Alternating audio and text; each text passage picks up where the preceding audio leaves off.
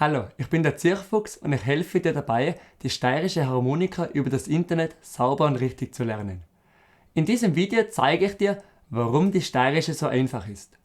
Ich habe die steirische hier und ich zeige dir nun ein einfaches Stück, das was du bereits mit dem Handy spielen kannst. Wenn wir mal über die dritte Reihe gerade drüber fahren, du hörst schon, das klingt schon sehr schön.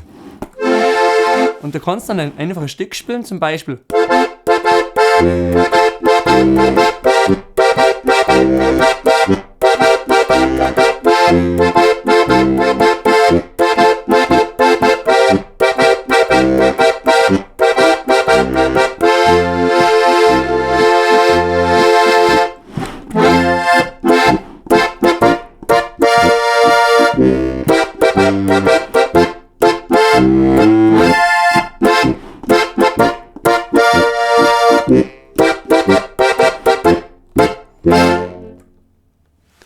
Du hast am Anfang die Melodie vielleicht gekannt, das war Resi, ich hol dich mit meinem Traktor ab.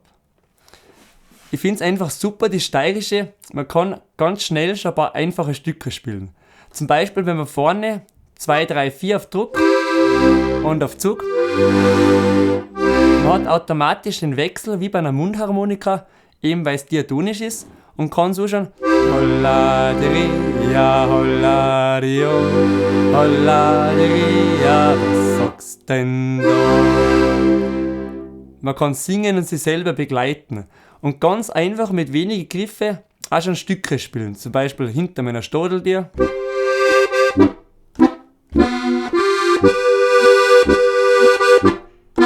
Immer die gleichen Griffe und da kann man viele schöne Stücke schon spielen.